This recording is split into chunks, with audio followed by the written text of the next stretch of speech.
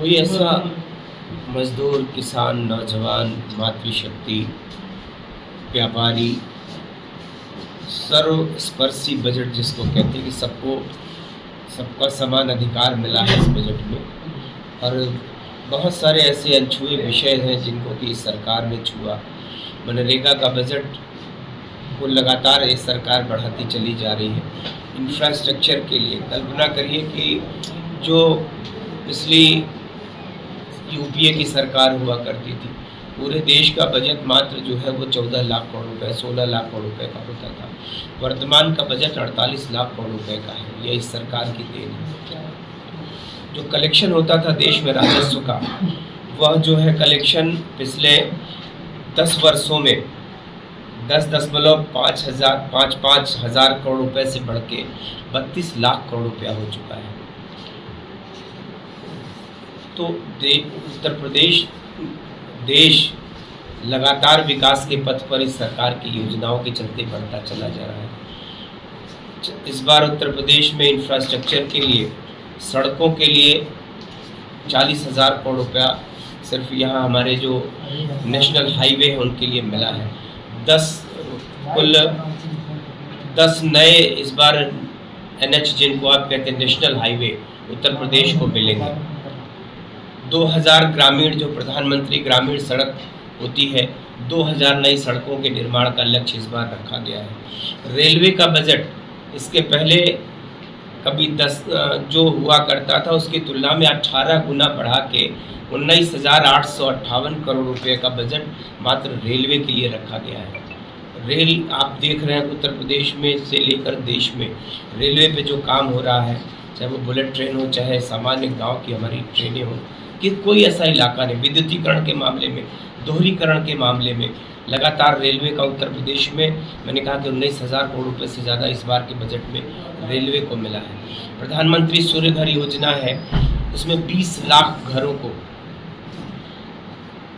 नए आप जो सोलर से लैस करना है घरों को, तो आप अपनी बिजली 300 यूनिट तक की बिजली आपकी खर्च होने के बाद जो बिजली आपकी बचती है वो सरकार आपसे परचेस कर लेगी। तो किसानों को बिजली के मामले में आत्मनिर्भर बनाना, 20 लाख घरों का लक्ष्य उत्तर प्रदेश के लिए है। आवास के लिए पूरे देश में आप जानते हो गरीबों के आवास बनाए जाने की योजना है, जिसमें 3 करोड़ नए घर, पिछली सरकार ने 4 करोड़ घर अब तक बना के गरीबों को दिया था। इस बार के बजट में 3 करोड़ नए घर बनाने का प्राविधान है, जिसमें उत्तर प्रदेश में 20 लाख शहरी आवास और 25 लाख ग्रामीण आवास बनाने का, तो कुल मिला के 45 लाख गरीबों को इस बार उत्तर प्रदेश में आवास देने का लक्ष्य सरकार ने रखा है। तो कुल मिला के उत्तर प्रदेश उनकी प्राथमिकता में है। सड़क हो, रेल हो, यातायात हो, बिजली हो, तो कोई ऐसी विधा छूटी नहीं है जिसमें कि, और आपने देखा कि जो जिनकी महंगाई की बात बार बार होती है, आपको मैं 2009 से 14 तक बताऊंगा तो 10%, 11%, 12% जो मुद्रास्फीति की दर होती है, लेकिन वर्तमान की सरकार ने 4-4.5% से लेके 5% तक मैक्सिमम महंगाई की दर होती है, उसको कभी भी सीमा के परे जाने का मौका नहीं दिया।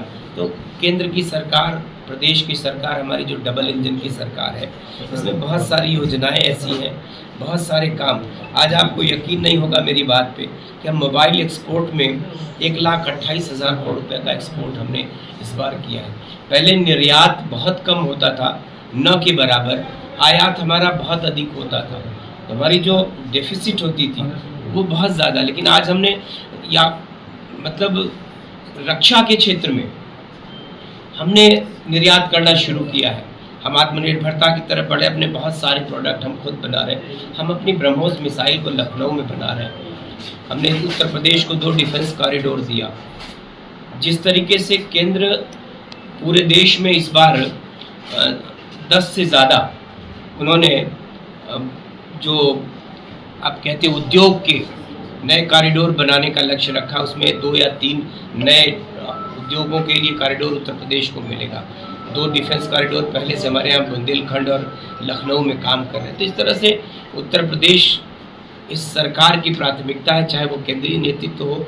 2.44 लाख करोड़ रुपया उत्तर प्रदेश के को जो मिलता है, वो इतना बड़ा बजट है। देश के तमाम राज्यों से ज़्यादा पैसा उत्तर प्रदेश को मिलता है। उत्तर प्रदेश में सड़कों का जाल लगातार आप देख रहे हो। उत्तर प्रदेश को वर्तमान में एक्सप्रेसवे का प्रदेश कहते हैं। उत्तर प्रदेश को वर्तमान में नए नए एयरपोर्ट का प्रदेश, 5 इंटरनेशनल एयरपोर्ट, पूरे देश उत्तर प्रदेश में मात्र 2 इंटरनेशनल एयरपोर्ट हुआ करते थे, आज 5 इंटरनेशनल एयरपोर्ट है और कुल 21 एयरपोर्ट में, जिसमें 19 एयरपोर्ट हमारे बनने की तैयारी की दिशा में है। तो इस तरह से मतलब सोनभद्र सुदूर अगर कोई ज़िला है तो कुशीनगर है, तो आजमगढ़ है। ऐसे वो ज़िले जिनमें आप कल्पना नहीं करते थे कि हम एयरपोर्ट बनाने की सोच भी सकते हैं, तो आज उत्तर प्रदेश एयरपोर्ट का प्रदेश है, उत्तर प्रदेश एक्सप्रेसवे का प्रदेश है। तो ये सिर्फ और सिर्फ ये डबल इंजन की सरकार बनने के बाद इसकी विकास को जो नई गति मिली है, वो ऐतिहासिक है उत्तर प्रदेश के लिए। और आज आपको ज़मीनी धरातल पे सारी योजनाएं केंद्र की जो है वो हमारी धरातल पे, जैसे अनाज, गरीबों को अनाज देने की योजना, उत्तर प्रदेश के 15 करोड़ लोगों को अगले 5 वर्ष के लिए इस बजट में प्राविधान कर दिया गया है कि हमारा अनाज जो मिलता है।